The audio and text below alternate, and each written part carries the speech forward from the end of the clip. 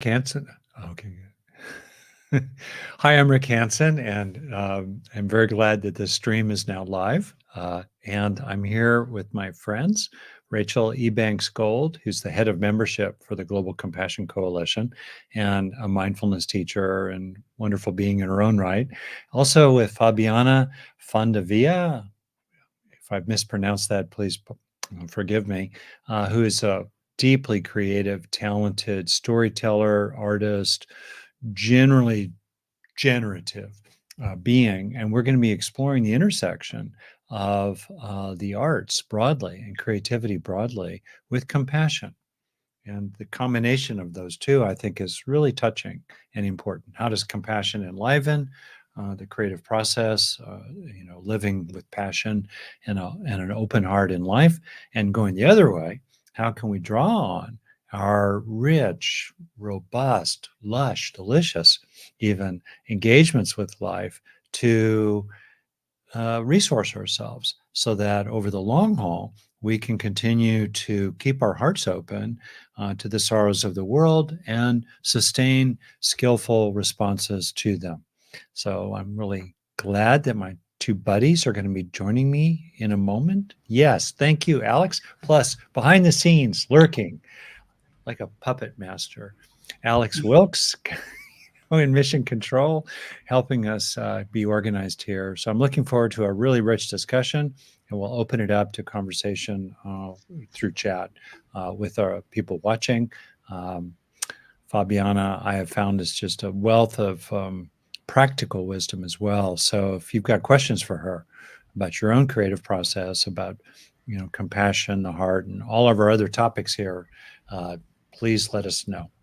So, Rachel, you want to introduce Fabiana with her biography? Please. Yes. Okay. So, hello, Fabiana. Welcome. Lovely to have you. Very much looking forward to this conversation.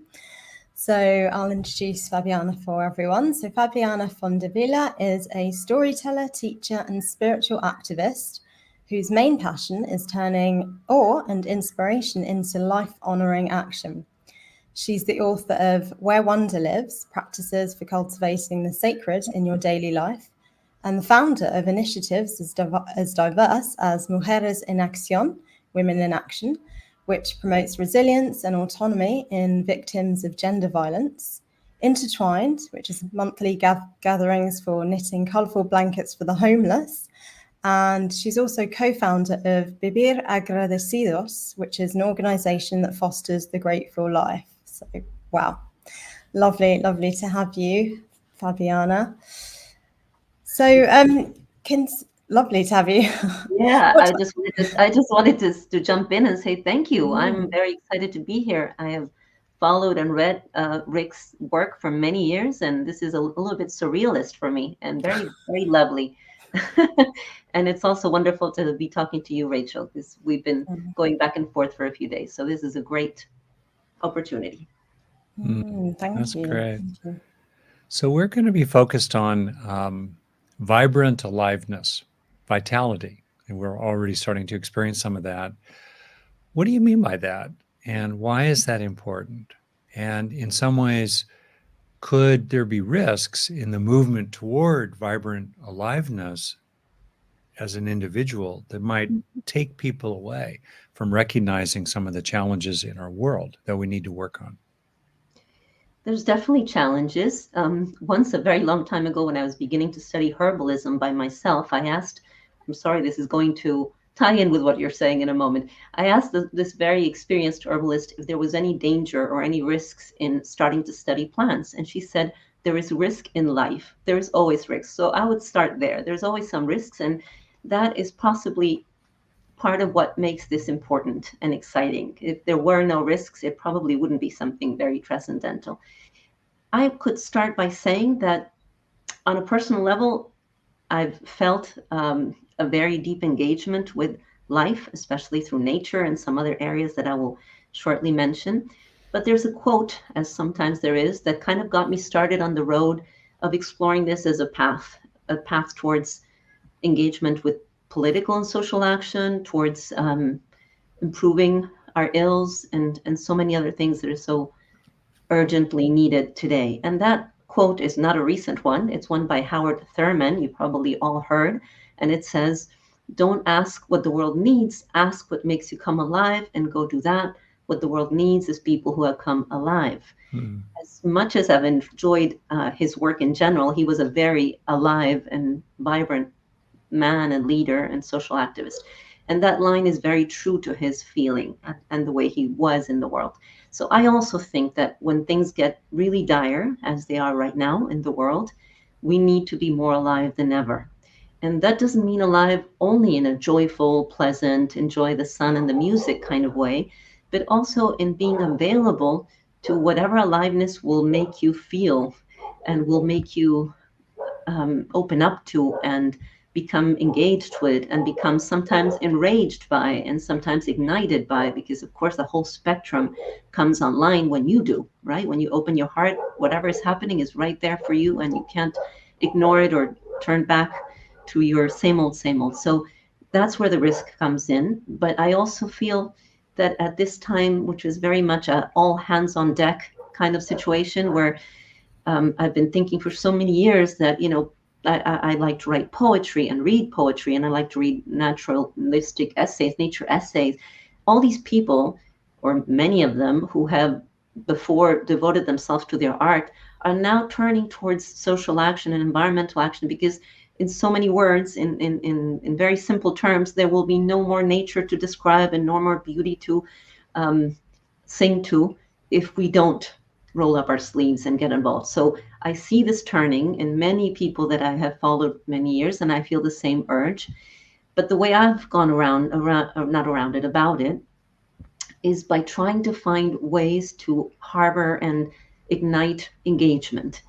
Because I think everybody has to be able to arrive at this from their own vantage point. We can't all get excited about the same things, but we all do get excited when we allow ourselves to feel. And that's what I try to foster in my courses with my students, and the kinds of practices I bring, and the kinds of poems I read, and the kinds of music we listen to. I'm always seeking, where is that inner spark for each person, and how can we just make it, how can we fan those flames in the right direction? And well, the right direction sounds a little bit judgmental, in the direction of engagement and growth.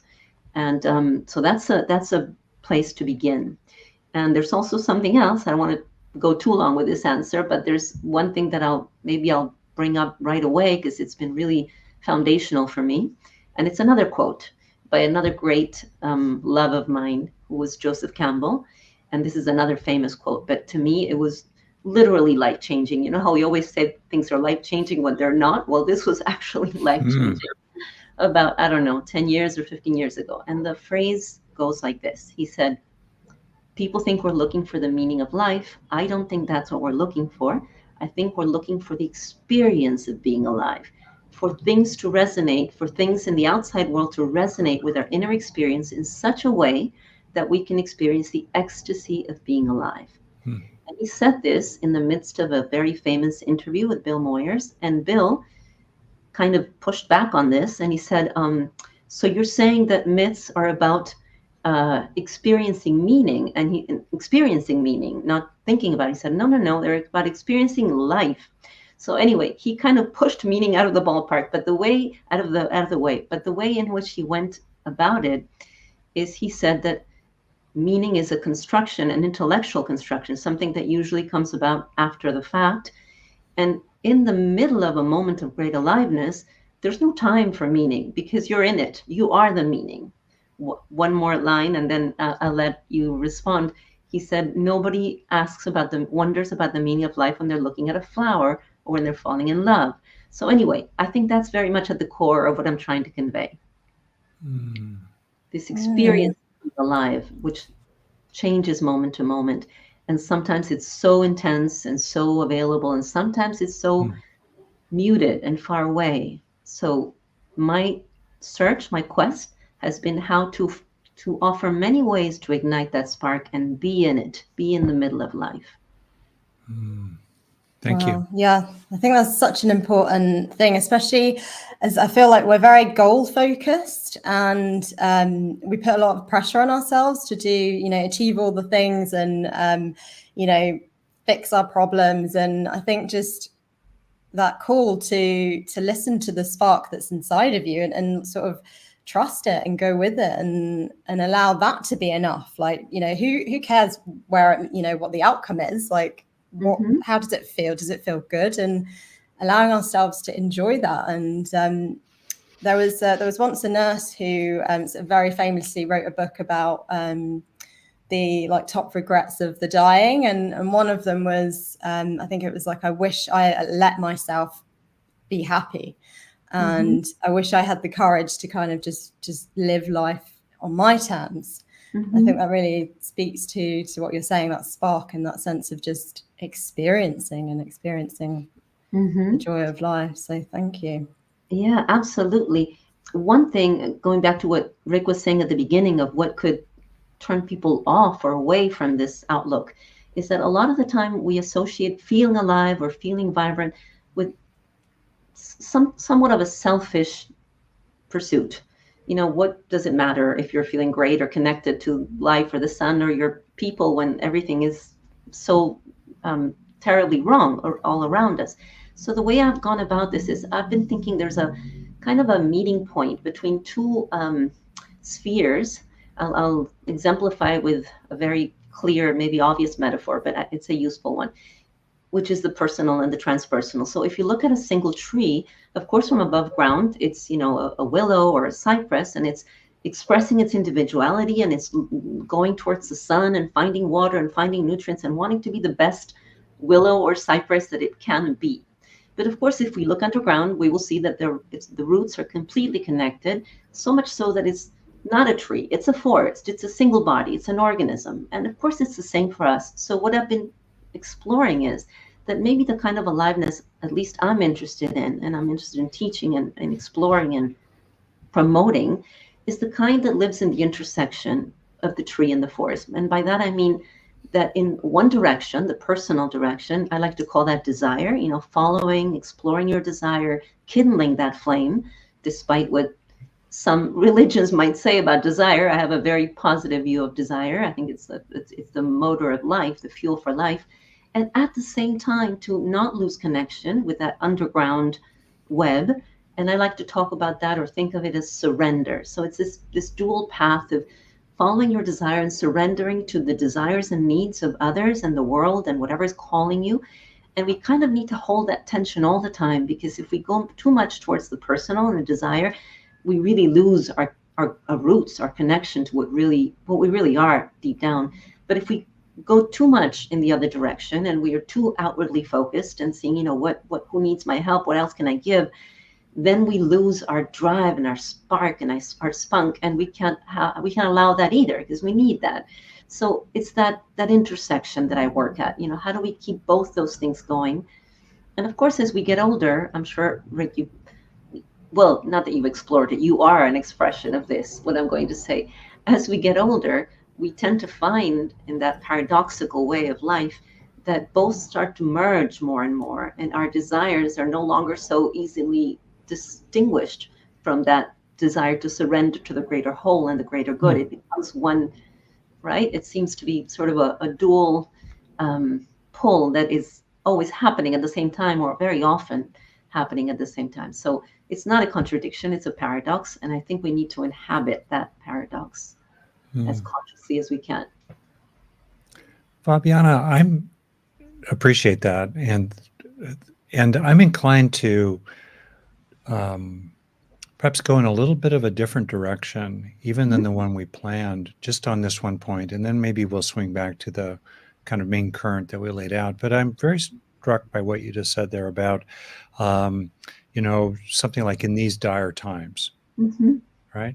And lately I've been reflecting on that as a kind of trope, a kind of narrative, a kind of tagline. I use it, others use it. And I'm starting to, number one, challenge how factually true it is.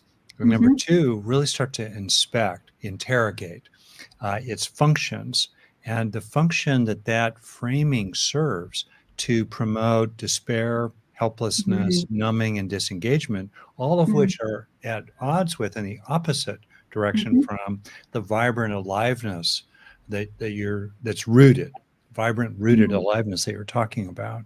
And I just wonder about that. I mean, a different story would be something, and this is a first draft. So we're creating here. It's live. This is jazz. This is total improv. Rachel has no idea what the hell, Rick, or, oops, are you doing here? A different kind of story would be we, humanity, we, one tribe, we have made incredible progress over the last 1,000 years, and especially in the last 100 years. And we've got a few big messes left to clean up. So let's appreciate the progress we've made and take heart in it and experience solidarity and community with each other as we energize and encourage, give ourselves courage to deal with the global warming and the rise of authoritarianism and continuing wealth inequality and related corruption that are the few, remaining messes to clean up, the sexism, the racism, et cetera, et cetera. Yeah, we got some messes to clean up. Let's get at it with joy and vigor. That's a very different story than the one you normally bump into on MSNBC in the US or, The Guardian or other places that are consistent with my own left-leaning politics, but still. Okay. What do you think about this one? I couldn't agree more. I'm sorry, maybe if I didn't express it that way, but No, it's great what you said, because it's what people say. Yeah, and I wondered what you think about it.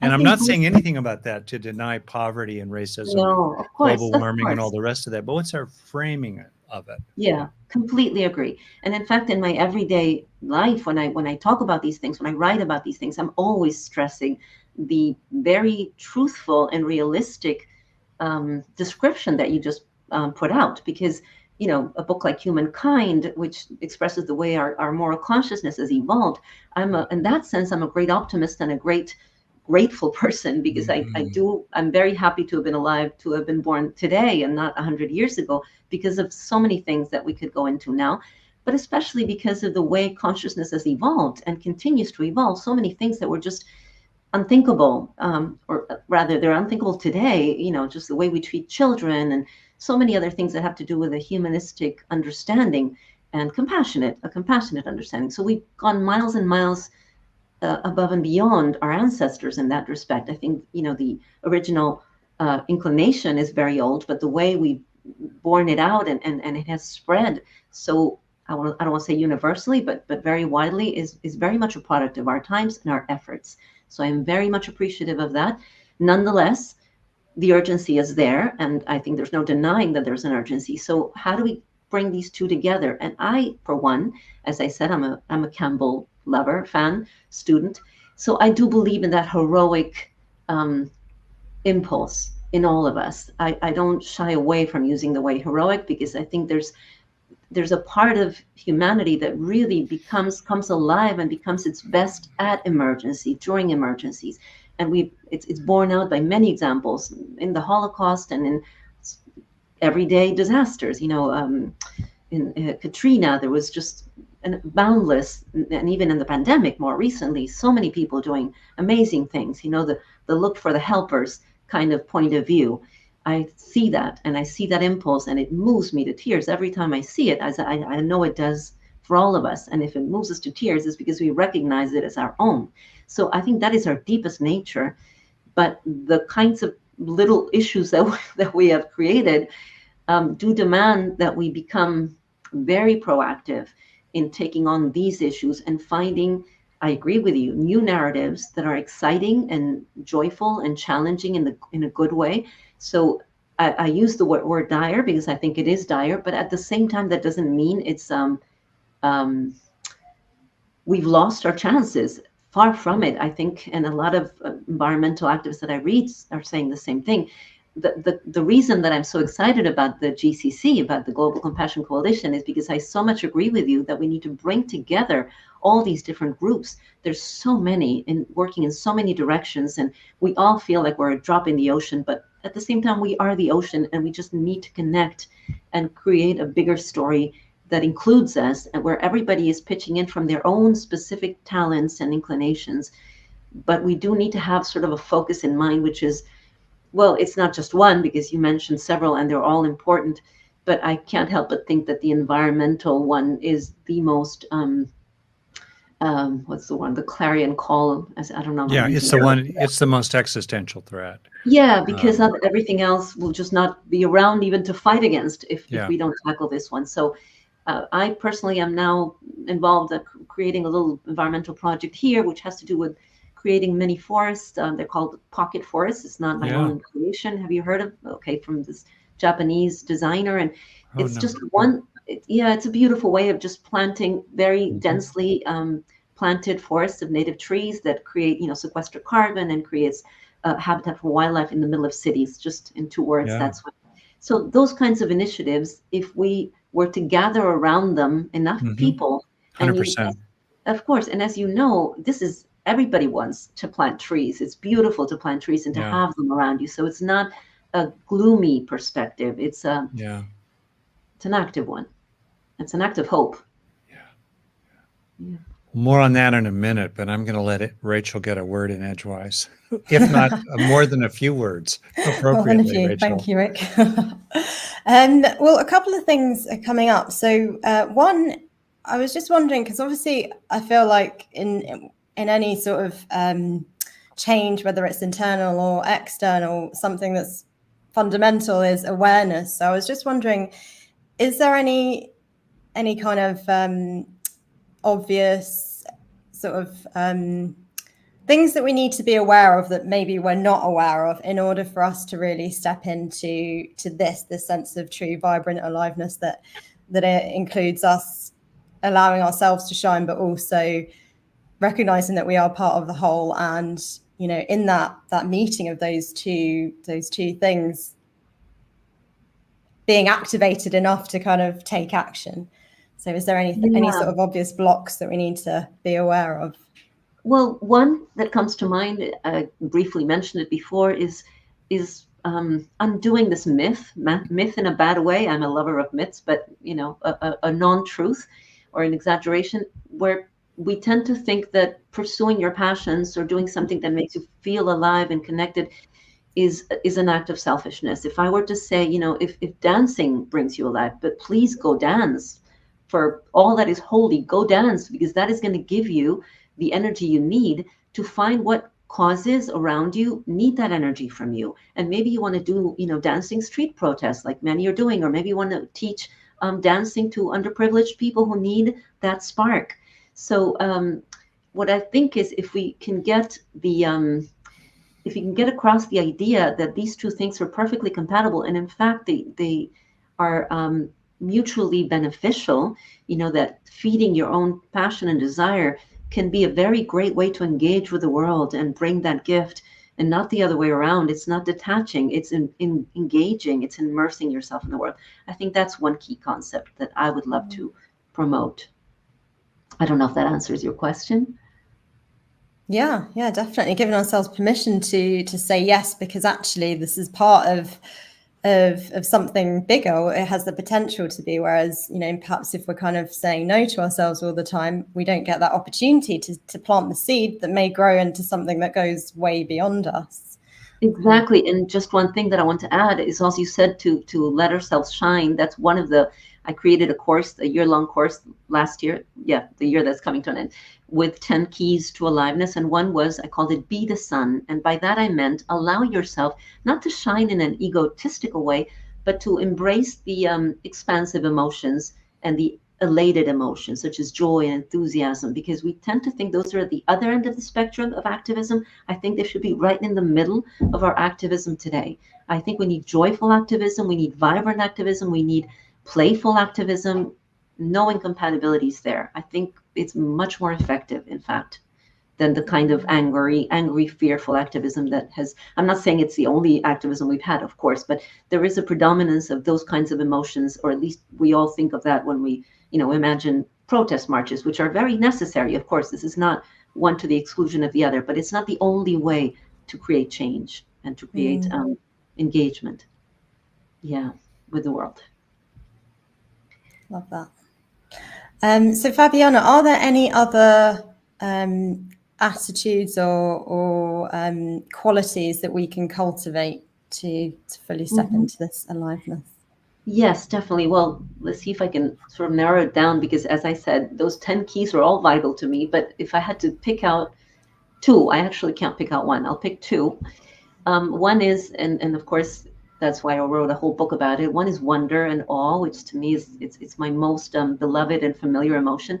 And just for those that may not have explored this, wonder and awe, which are very similar, but let's group them together for now, have to do with these moments of feeling directly in contact with mystery, with the mystery that life is. So we could think of it as, I think Dr. Keltner defines it as something being in the presence of something very vast, and at the same time vast and incomprehensible, or at least it makes you think again and try to understand, even though you never will, but comprehend whatever it is you're viewing, whether it's a starry sky in the night or a piece of music or any of those very moving things that are really available all the time. You only need to look at the sky. You don't really need to go far or go up a mountain to find that awe.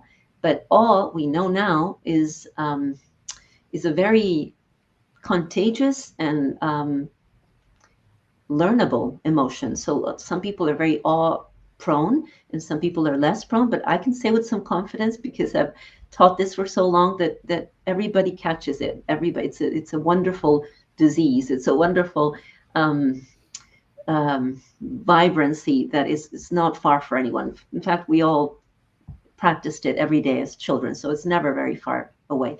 And the other key is love. And I know that it's very trite, but some people don't talk about love in certain circles because it seems, I remember I interviewed when I was a journalist many years ago, Cindy Wigglesworth. Have you heard of her? She has a book on spiritual intelligence, and it's a wonderful book. And she created this concept. She described spiritual intelligence, I hope I can quote her correctly, as being able to live or to be with compassion and wisdom, inner and outer, compassion and wisdom, no matter what is happening on the outside. And I remember asking her, so wouldn't wisdom and compassion be love? Aren't those like the two wings of love? And she said, yes, but don't tell anyone because I can't use the word love. Don't say that word. No, because she'd worked in the corporate. I think she worked in Exxon when she began her explorations and her research. So she could not bring that to a boardroom. She couldn't say, we need to be more loving. So she would talk about spiritual intelligence, which sounded very serious. And she was really talking about love. So I will just start there. Activating love. And I think it's such a powerful force. And it's so misunderstood because we use it every day in so many different ways. And we don't even know what we're talking about anymore. But we do know it when we feel it. So I teach many practices that have to do with activating a very embodied and honest, and at the same time, pretty universal kind of love. That could be a kind of segue to this topic, which, to my knowledge, Rachel, we have not yet ever explored in any of our, at this point, probably close to 20 at least, conversations through the Global Compassion Coalition. And that's the topic of the transpersonal. The mystery, the ground, the divine, that may be true. We don't need to assert it while exploring its possibility. And that said, you speak, Fabiana, of two spheres, domains, or something or others of vitality. We could include perhaps love in that, the personal and the transpersonal. Can you speak about how you experience their intersection and what you think might be useful, I think, signposts, fingers pointing at the one moon in terms of orienting in that space? Of course, that's a beautiful question. Yeah, I speak of it in very grounded terms, so it might sound personal when I'm talking about the transpersonal, but that's how I experience it.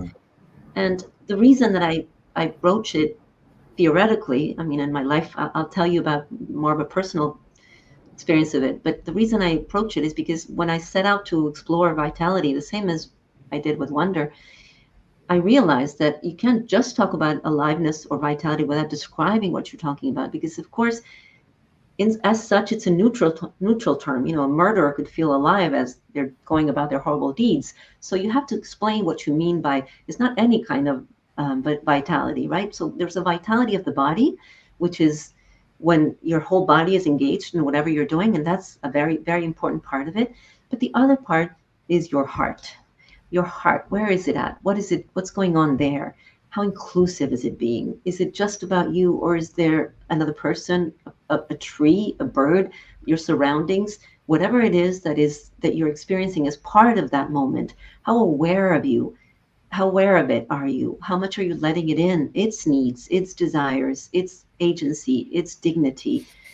So that's one part, right? That I wanted to make clear, that I'm not talking about any kind of aliveness, but the kind of aliveness that is not uniquely, exclusively personal. Because the personal, without the transpersonal, really loses any kind of meaning to me. I'm going to use the word meaning now.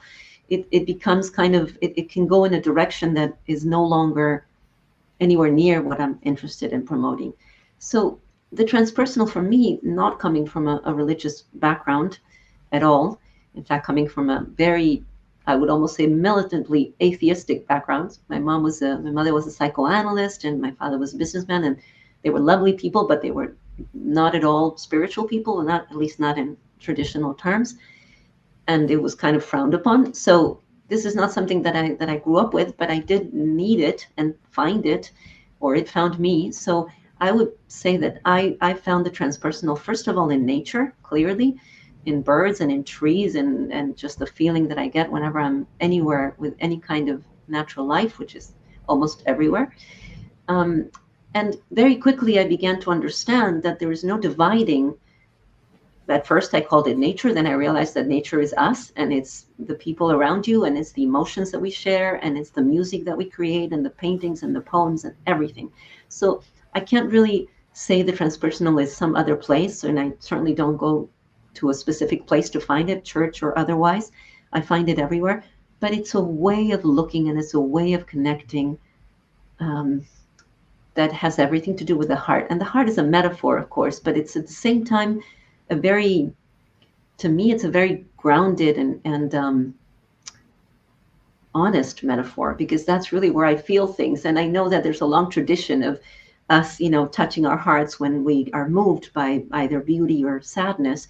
And there's a lot of research, very interesting research also. I don't want to go in that direction about what the heart senses and intuits and its intelligence. So I like to use the heart as the place that we can ground all this. My meditations are always heart meditations, and they have to do with the way that heart wisdom and width and expansion really cannot exclude anyone. It just can't. It's not in its nature. So that's the transpersonal for me, the place where you cannot exclude anyone, no matter what they've done, what they are, how difficult they are for you personally. Doesn't mean, of course, as you know very well, that we have to be, saints or befriend everyone, but there's a place where you really just cannot push them out of your heart or wish them ill if you're being true to yourself, if you're being true to your nature. Yeah. I want to name a distinction that in the spirit of being inclusive here, in that, to me, what you've spoken to so far, when you say transpersonal, is the softening of and blurring of the edges between the individual person, the Fabiana mind-body process unfolding, that particular wave in the ocean of reality. And you're speaking of, when you say transpersonal, recognition of the whole ocean of reality. And so far, so good. The trees, the birds, nature draws us into the sense of that, the starry sky. So far, that is entirely still within the natural, materialist, potentially atheistic frame. And there are many, me included, who have a sense of that, of what is beyond that frame. And that's kind of, and some people, me included, might reserve the term spiritual, the divine, the ground, the ultimate, the absolute, God. Dare I say the word that starts with a G there, or that. And I just want to acknowledge that move, that distinction that is very alive for many people who would, in fact, say that their livingness, their vitality, in a deep sense, is informed,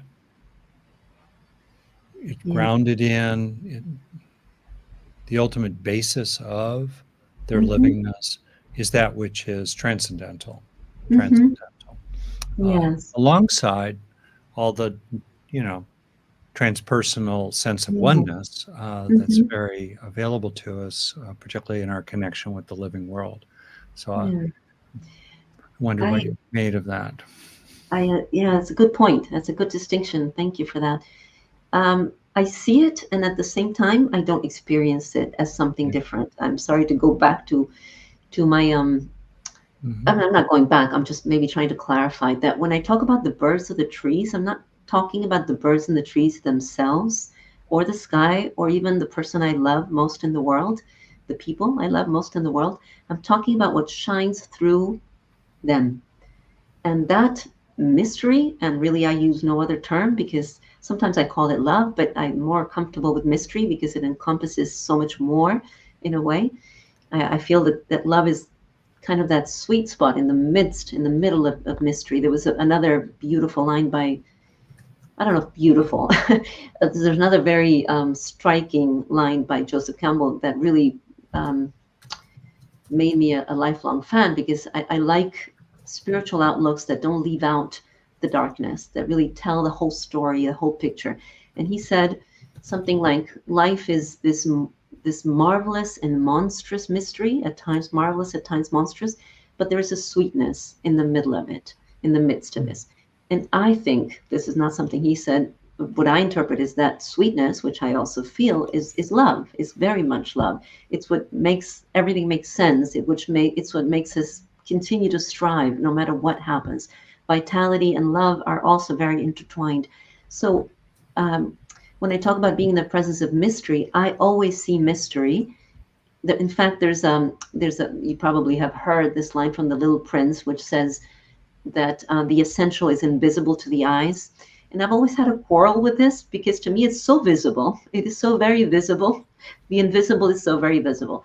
And what I mean by that is that it's what shines through reality. It's what shines through and astounds you. And a lot of the time it's coming from us. The kinds of things we see humans do are transpersonal and transcendent because you can't understand a woman forgiving the murderer of her son. And even there's a beautiful story. I won't go into it, but there's one that Jack Cornfield, probably your friend, tells. I can't remember who told it to him, but he tells it beautifully. This woman whose son was murdered, and then she went to the trial and she sort of threatened the young boy, but I won't tell the whole story. But at the end, she ends up visiting him, getting to know him, and realizing that this boy has not known love his entire life. And so the story ends by her telling him, I told you that I would kill you because I couldn't bear the thought that somebody that would kill my son in cold blood would continue to exist in this world. And this boy no longer exists in this world. Now you are, I don't remember his name, and I want you to live with me. I want to adopt you. Anyway, so such a feat, such a moral feat, such a feat of the heart is not explainable in everyday, ordinary, atheistic terms, if you will. I mean, science will never be able to explain such an act. It's completely counterintuitive. It makes no sense unless you take into account that something deep in us knows we are all one. So that is, to me, the very essence of transcendence. We don't need to name a source to know that there is one, and we'll never know what it is. But the way it emanates is so striking and so moving that we can live our whole lives in service of it.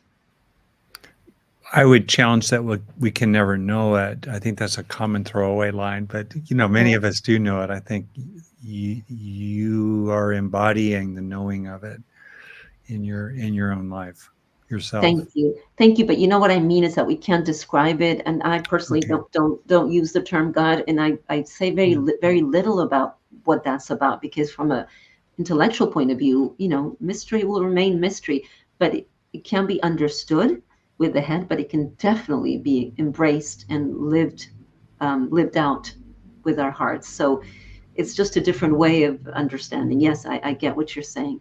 I think it's palpable, but it's maybe not explainable. Yeah.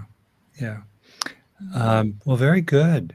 Well, Rachel, we've got some questions, right, from We People do. watching. Great. Yeah. So here is the first question. Here in Kenya, Nairobi challenges us to start something like compassion and build in families and communities unrealistic expectations from people. They expect some help or job offer. How do we deal with that? That's a good one. Yes, that's a very good one. I think we can't ignore those cries for help. I think both have to come together. And that's what I strive to do in the initiatives that we create here. Of course, there's only so much an individual can do. But when we gather together, there's a lot more we can do. So let me just give you a very small example of a movement that I did not create. I only joined, and I've been doing very joyfully for some months. We have a lot of poverty in Argentina. It's something like over 40% of the population is poor. So we have a lot of suffering. And there's many groups that gather together to help out. And one gathers every Monday evening in the central square in Buenos Aires, a very, iconic square where the government building is and the cathedral and everything. And we cook and we bring people together and we talk and we exchange. And a lot of needs come up there, very specific needs. This girl needs a backpack. This man needs help with his health. And as we're feeding and we're trying to share our love, we're also trying to take care of those other needs. You really can't do one without the other. I'm sorry I can't be more helpful with my response, but I absolutely agree with you that the physical and survival needs come first, and everything else sort of comes with it. If I could kind of build on that question, Please. in this frame of vitality as our topic, very often you think of vitality as energy, intensity, aliveness, passion, and that vitality and aliveness and passion can be mobilized for different kinds of reasons and be expressed in different kinds of ways, right? Yes. And one way that it sometimes comes at us in the vitality of others is like a joyful invitation to dance with them in some way. That's easy. That's easy. What if the intensity, their lived vitality is coming at us with a intense request or demand, or even further, a strong complaint, a blame of us? They're being vital, they're being alive. How do we, what's your orientation? What's the Aikido of that? That's a wonderful invitation, and a beautiful question. I'm going to answer with something I saw yesterday at the square as we were feeding people. It was our sort of a festive Christmas kind of occasion, and we were so happy. There were so many presents we had prepared and food. And there's one woman who's very cranky, almost, to the point of being aggressive, really, and very much a complainer. And I didn't personally know her. I hadn't come across her. So I got a little bit struck by her saying she didn't want to wait in line. She wanted to eat first. Anyway, she was just being really aggressive with the people, all of us who were serving, and saying, I don't understand. Why are you even doing this?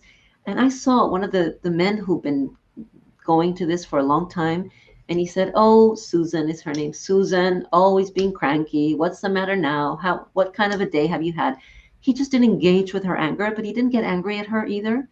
I found that so beautiful, because my first reaction was to be taken aback that, she was sort of rejecting the gift or being confrontational. But I think we won't be able to ease other people's pains so quickly that we'll be able to overcome their anger.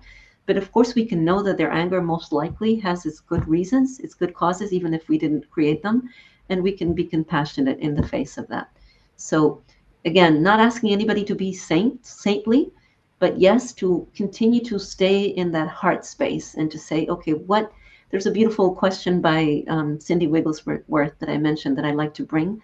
And she says, a good question is, what would have happened to me? What would I have to have gone through in my life in order for me to be acting that way or saying that? And of course, once you ask that question, so many things come to mind that probably did happen. So it's very hard to stay angry after that. Beautiful. Thank you. Not at all. So we've got, thank you for that, Fabiana. Actually, it reminded me of an interaction I had with a taxi driver the other day. I got into the taxi, he was very grumpy, and I kind of was like, oh God, here we go.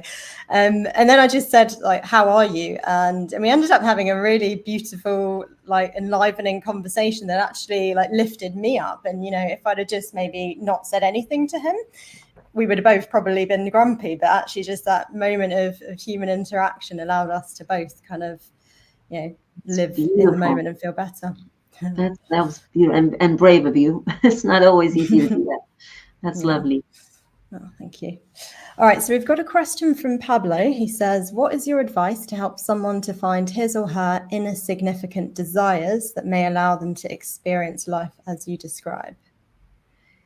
Wow, that's a good one. I don't know if I'll be able to say a whole lot about it, but I would recommend, because I mean, I teach this through year-long courses, so it's not simple as one little practice, but I do think that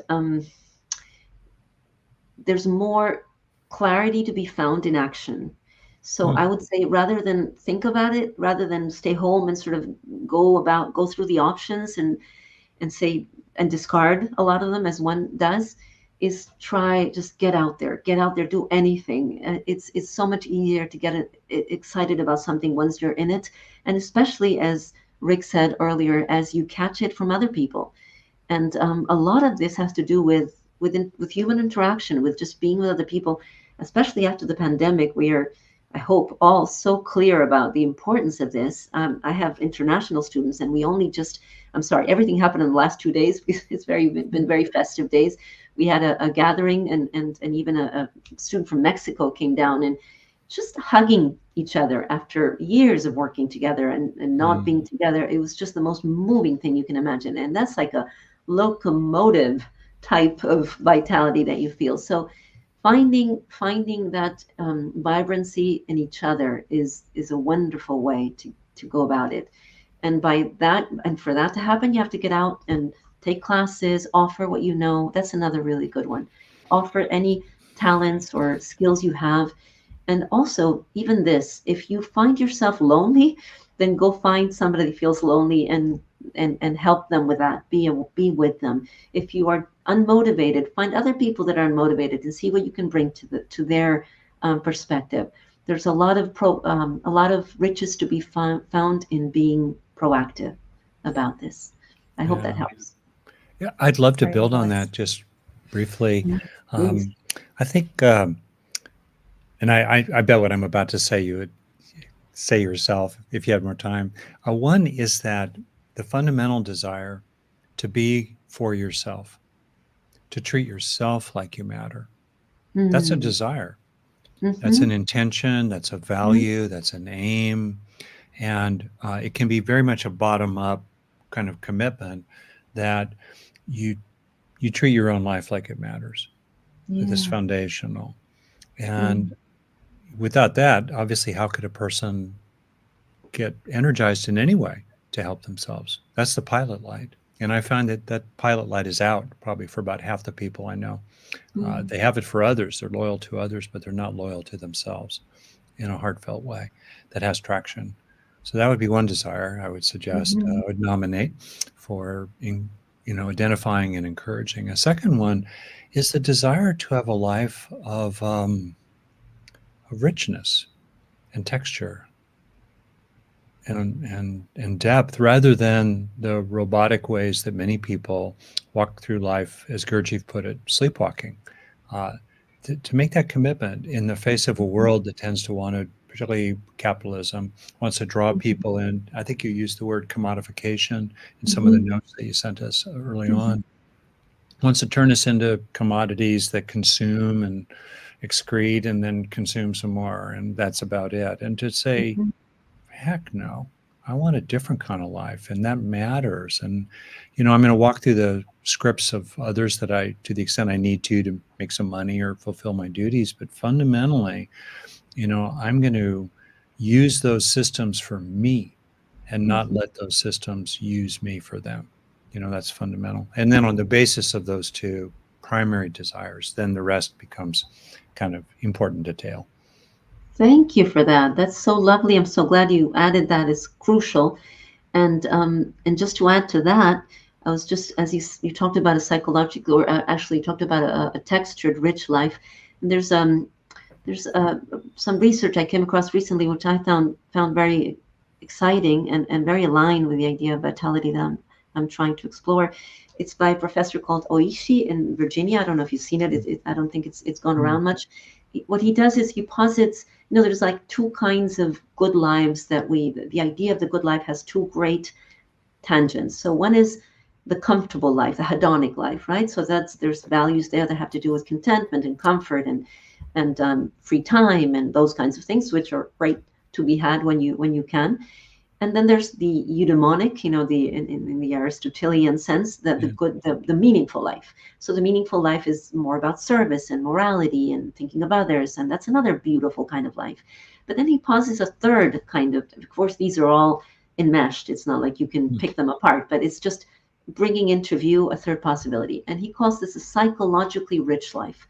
And this one will be one that is marked by change and growth and change of perspectives and being exposed to different kinds of stimulus. So a lot of people, when I discuss this with my students, a lot of them felt relieved because they felt called to travel and to talk to different people. And they didn't know if this was being a service oriented person or if it was meaningful or not, but they just feel alive when they're out meeting, different kinds of experiences, things that challenge their mentality, their thinking. So I would like to add to the question, I think, what was it, Pablo, who asked, that another great way, as Rick was saying, is to allow yourself a variety of different experiences and just seeing how you react to them, because that's a way to get to know yourself, putting yourself in weird situations and going to places you're a little bit uncomfortable going, or not whatever that is not too uncomfortable, because of course I agree you have to be mindful of your own self-care, but something that might be just a little bit odd and unusual might create new vistas, and there's a lot of vitality to be had there. What came up for me just then is just the idea of just getting out of our own heads as well, because I think we can put so much pressure on, like, even if we have this thought that feels really good, but just get caught up in but where is it going to lead to, or but how do I start, or if I start and this happens, then what happens? And actually just getting out of our heads, taking some form of action, as you said, if you can make it a part of something that you're doing with someone else, some form of interaction, we're creating that momentum, from that things can grow. Absolutely. And Rick, go ahead. Well, sorry to interrupt. Well, but so I'm going to do it again. So I'm just listening here into really what great teachings are coming through you and what a great teacher you are. And I find myself thinking a little bit about what it's like to be you. And then I find myself thinking about the long and terrible history of the suppression of aliveness in women. Get the angry, heartfelt shivers right now as I say it, and it's huge. It's horrible. Without, it's like I want to give people warnings. Actually, I don't even want to go into some of the bloody details, as you well know, of how women, in touch with the forest and the land and the spirits and the intensities have just been routinely bad things happen to them, to shut them down. And so I just kind of wonder if you have anything in particular to say about ways you've found to live your aliveness, out loud, large and big and loud and free, while taking into account these systems that are oppressive and can be brutal in society, patriarchy and so forth, that just can shut that down, and it can be dangerous sometimes, personally risky. So I think that's important for us actually to name. We're not advising people to do things that would be wonderful but still personally risky in their situations. Got to take that into account and so forth. How have you yourself navigated all this? Well, I have to be completely honest, and because of the life I've lived, with parents who are not poor, we're not rich either, but it's just middle class and a comfortable life. And I have to recognize that I'm white and I live in a place where that is the norm. So I personally wouldn't feel comfortable talking about any kinds of ills that I've come across, but I have been very sensitive to women who have, and that's why I created this initiative that I mentioned. I'm very, very aware that even though I haven't experienced it myself, only in very, how shall I put it, superficial terms. You know, when I was a young girl, it was very normal that you'd walk down the street and you'd get catcalls and things, and and a little bit worse than that. So there was a little of that going on. You didn't feel entirely safe walking by yourself. That has changed a great deal in Argentina, at least. I was discussing with my daughter, who's 27 now, and she's been a great activist. And so let me put it in two ways, because there's a good part and a bad part. The good part is, because of the feminist activism, it is no longer that way as much. My daughter walks around a lot more, and if somebody were to touch her inappropriately in the bus, like, you know, all other women my generation have experienced, she wouldn't stand for it, and nobody would stand for it. You know, it's just one word and the whole bus would be kicking him off the bus. This did not happen in my time, and we didn't feel that we could speak up. So I'll just acknowledge that a part of that is a very universal experience. But, you know, I've never experienced real violence. Now, there's many women who have. I'm trying to help those women. And just to, I want to kind of bring it, I don't know, maybe I'm switching subjects. I don't want to, but there's something else that I wanted to bring in. And I know we're kind of at the cusp of our talk, and I don't want to leave it out because it's so important. So maybe this is the segue. As I was listening to you bring up this very important point, I wanted to address the issue of the feminine, not only women, but the feminine being suppressed from all of us, including men. Yeah. And as we bring this energy that has been so long repressed and suppressed and excluded from the table, there's a possibility, you know, just separating the two. So the women's movement is trying to recuperate or recover or reclaim the very concrete and real rights and protection and voices of women, which is one issue. And the other issue, which maybe from a more, I don't know, emotional, spiritual point of view, is the whole impulse of the feminine, which brings to the table such very precious things that have not had a chance to be expressed socially. And one of those things, that's what I wanted to sort of land this, is the possibility of living with uncertainty, the opportunity of living with uncertainty and pain, and not making that wrong, and not making that less vital, because it's equally vital. And coming back to this view of life that I so celebrated in Campbell, because I feel so aligned to it. If there's a spirituality that, let me quote also the Jewish activist. Oh my God, her name escapes me now. Was it Bella Abzug? No, it wasn't her. Anyway, I'll remember it shortly. She said, if your revolution doesn't allow me to dance, I don't want to be any part of it. So there's that part. But also on the other end, if your revolution or your spirituality doesn't allow me to grieve and be with the painful part of life and accept that it's part of it and that it's equally essential, then that I don't want any part of that either, because that's only a half truth. So if we want to embrace life and honor it with its complexity and its paradoxical nature and its spectrum, its full spectrum, then we need to be, and in order to be fully alive, we have to grapple with death. We have to grapple with loss. We have to understand that we will die many times in our lifetimes, all the time. The more alive we are, the more we die to the momentary experiences that, you know, will only take place once. You know, that festive occasion yesterday with the things that happened, that's a one-time in a lifetime opportunity. My hugs with my students who are going back to their countries, of course. I don't know. I hope I'll see them again, but I don't know that we'll be hugging again. So that actually brings me to tears. And those are good tears. We need to acknowledge that every moment is a once in a lifetime opportunity. And I think in a way that is the most vital thing we can do. The most vital stance of all is to live with life and death, dancing with both, and being, I don't want to say equally grateful for both, because that's not realistic, but to at least hold them in the same dignity.